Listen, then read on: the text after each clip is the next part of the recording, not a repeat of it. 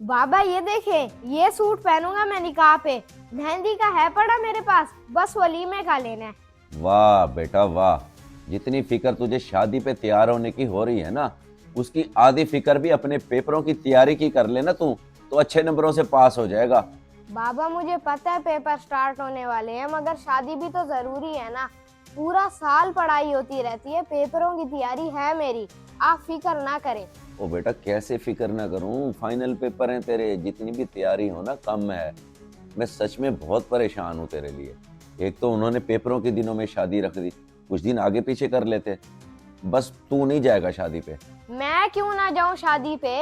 अगर शादी पे मैं ना गया तो लोग बातें बनाएंगे, पूछेंगे आपसे कि अयान क्यों नहीं आया, फिर किस किस को जवाब देते फिरेंगे आप। और बस बस, तू इतना भी जरूरी नहीं है कि लोग मुझसे पूछेंगे कि अयान क्यों नहीं आया। अगर कोई पूछेगा ना तो उसे खुद मैं जवाब दे दूंगा। बेटा अगर तू फेल हो गया ना तो तेरा पूरा साल जाया होगा, इसलिए अपनी पढ़ाई पे तवज्जो दे। हफ्ता 10 दिन तो रह गए तेरे पेपर शुरू होने में से। मुझे तो बस 5 दिन चाहिए तैयारी करने के लिए। मैं पूरी जान लगा के आपको अच्छे नंबरों से पास होकर दिखाऊंगा।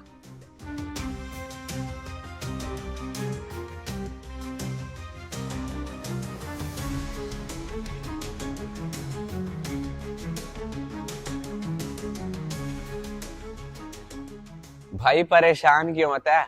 ये कोई नई बात थोड़ी है।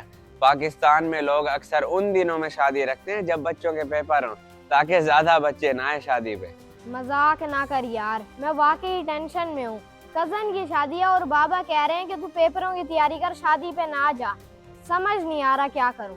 तेरे बाबा ने रोका तो फिर ना जा शादी पे। वैसे भी शादी 1-2 दिन की होती है और पेपरों के साथ तेरा फ्यूचर जुड़ा है। अगर शादी मिस नहीं करना चाहता तो फिर प्लान बना, जा सही लेकिन लिमिटेड, सिर्फ 1 घंटा। सलाम दुआ फोटो और निकल। इतने थोड़े टाइम के लिए जाने का क्या फायदा? 1 घंटा क्या एंजॉय होगा, घंटा तो खाना खाने में लग जाता है। बेटा पहले कभी किसी शादी पे नहीं गया तू जो इतना परेशान हो रहा है। एंजॉय को छोड़ और पेपर्स की तैयारी कर। और वैसे जहाँ तक मुझे लगता है तेरे बाबा तुझे शादी पे जाने की इजाजत नहीं देंगे। तुझसे बात करने का कोई फायदा ना हुआ। एक भी काम का मशवरा नहीं दिया तूने, उल्टा दिमाग खराब कर दिया।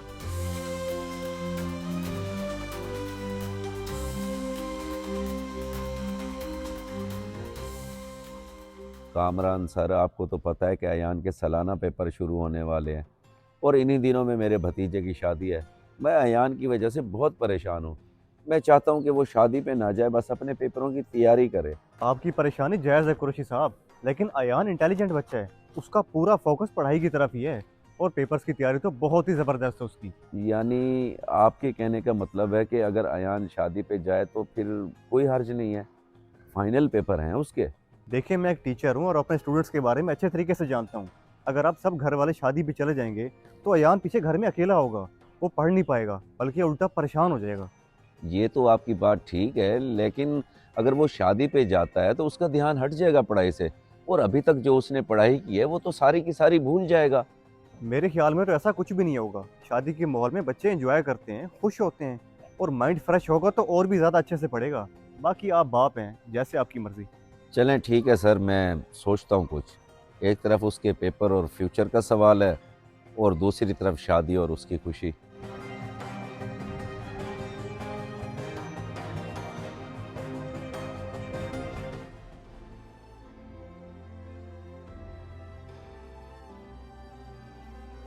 हाँ अयान बेटा, फिर क्या सोचा है तूने? शादी पे जाना है या फिर पेपरों की तैयारी करनी है? सच पूछ तो मैं बहुत परेशान हूँ तेरे लिए। बाबा आप परेशान ना हो, मैं नहीं जाता शादी पे। अब अपनी पढ़ाई पे और ज्यादा फोकस करूंगा। इस तरह कम से कम आपको तसल्ली तो रहेगी। मेरे बेटे, मुझे तुझ पे पूरा एतमाद है। मैं तुझे खुश भी देखना चाहता हूँ और कामयाब भी। इसलिए मैंने फैसला किया है कि तू शादी अटेंड कर ले। क्या वाकई बाबा आप सच कह रहे हैं? कहीं मजाक तो नहीं कर रहे मेरे साथ? नहीं नहीं बेटा, मैं मजाक नहीं कर रहा। बस तुम शादी इंजॉय कर लो, फिर पढ़ाई पे पूरा फोकस करना है।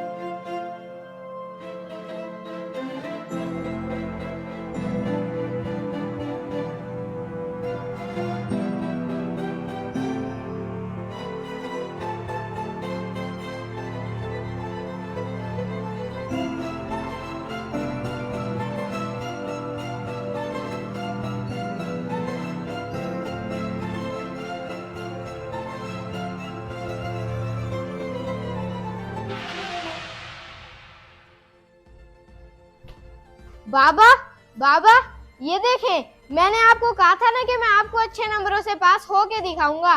मेरी सेकंड पोजीशन आई है और मेडल भी मिला मुझे। शाबाश बेटा, मुझे तो पहले ही पता था कि तू पोजीशन लेगा। बाप हो ना, इसलिए फिक्र लगी रहती थी तेरी।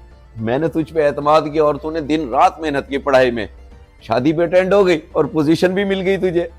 शुक्रिया बाबा, आपने मुझे समझा और मुझ पे एतमाद किया। आपके सपोर्ट की वजह से ही आज मैंने कामयाबी हासिल की। और वैसे भी पढ़ाई है तो सब कुछ है, वरना कुछ भी नहीं है। ये तो बिल्कुल सही कहा है तूने, पढ़ाई है तो सब कुछ है। पढ़ेगा लिखेगा तो कामयाब इंसान बनेगा। चल अब रेस्ट कर ले, शाम को तुझे पिज्जा खिलाने ले जाऊंगा। पिज्जा, आजा, अपने बेटे को ट्रीट दूंगा मैं।